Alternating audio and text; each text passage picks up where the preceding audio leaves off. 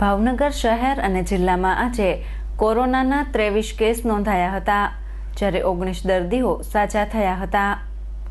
ભાવનગર શહેરમાં આજે દિવસ દરમિયાન કોરોનાના 19 કેસ નોંધાયા હતા.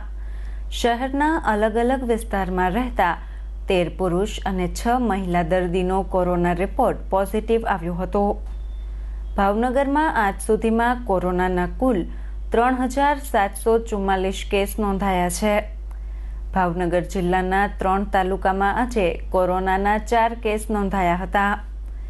જિલ્લાના સિંહોર તાલુકામાં કોરોનાના 2 કેસ તેમજ તળાજા અને ઉમરાળા તાલુકામાં કોરોનાનો એક કેસ નોંધાયો હતો.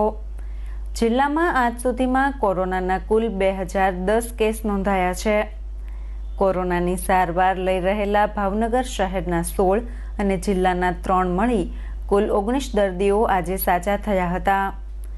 ભાવનગર શહેર અને જિલ્લામાં આજ સુધીમાં કોરોનાના કુલ 5,754 કેસ નોંધાયા છે, જે પૈકી 5,606 દર્દીઓ સાજા થયા છે. હાલ 72 દર્દીઓ કોરોનાની સારવાર લઈ રહ્યા છે.